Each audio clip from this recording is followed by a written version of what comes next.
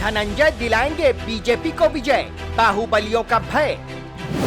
राजा भैया का छूटा साथ, यूपी में कैसे बनेगी बात। साइकिल की सैर पर निकलेंगे राजा भैया, तो फिर डूब जाएगी भाजपा की नैया। चुनाव में बाहुबली जरूरी या मजबूरी। यूपी की सियासत में बाहुबलियों का हमेशा से दबदबा रहा है। किसी दल के लिए बाहुबली जरूरी होते हैं तो किसी के लिए मजबूरी। एक तरफ धनंजय सिंह ने बीजेपी को बिन मांगे समर्थन दे दिया, तो दूसरी तरफ राजा भैया ने समर्थन मांगने के बावजूद बीजेपी को मुश्किल में डाल दिया है। राजा भैया का अपने इलाके में सिक्का चलता है। कहा जाता है कि राजा भैया जिस भी नेता पर अपना हाथ रख दे वही जीत जाता है, लेकिन इस बार राजा भैया के तेवर बदले बदले नजर आ रहे हैं।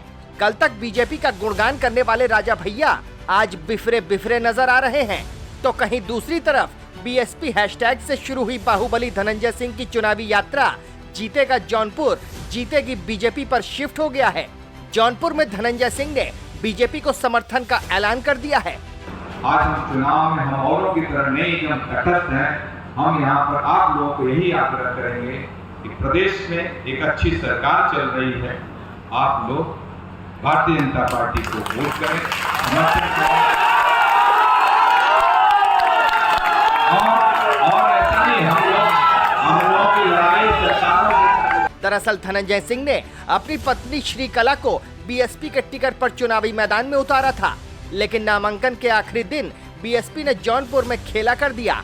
बीएसपी ने टिकट काटकर मौजूदा सांसद श्याम यादव को ही जौनपुर से टिकट दे दिया। पत्नी का टिकट कटने के बाद से ही धनंजय सिंह सियासी ठिकाने की तलाश में थे और आज उन्होंने जौनपुर में बीजेपी को समर्थन देने का ऐलान कर दिया। यानी कृपा शंकर सिंह को धनंजय सिंह का साथ मिल गया। जौनपुर में बीजेपी ने कांग्रेस से आए कृपा शंकर सिंह पर दांव लगाया है। वहीं श्रीकला सिंह का टिकट काटकर बीजेपी ने श्याम यादव को उम्मीदवार बनाया है, जबकि एसपी ने बाबू सिंह कुशवाहा को जौनपुर से टिकट दिया है। यादव समाज परंपरागत तौर पर एसपी का वोटर माना जाता है। ऐसे में बीएसपी की तरफ से यादव उम्मीदवार को मैदान में लाने से यादव वोट बढ़ सकता है और इसका फायदा बीजेपी को मिल सकता है। अब यूपी के दूसरे बाहुबली राजा भैया का सियासी दांव देखिए।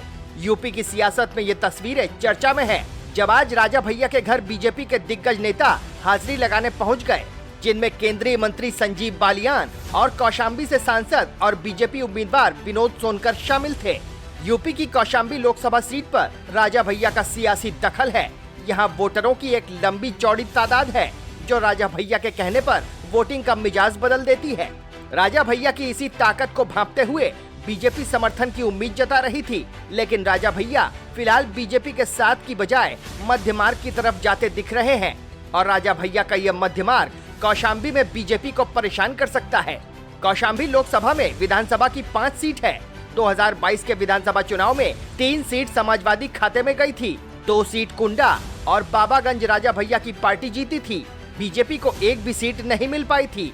एसपी और राजा भैया के संबंध फिलहाल अच्छे ना हो, लेकिन इतिहास के पन्ने दोनों की करीबियों से भरे पड़े हैं और ऐसे में कौशाम्बी सीट पर राजा भैया के सस्पेंस से लग रहा है कि राजा भैया कहीं फिर से अखिलेश की साइकिल की सैर पर ना निकल जाएं। अगर ऐसा होता है तो कहीं न कहीं भारतीय जनता पार्टी को तगड़ा नुकसान हो सकता है।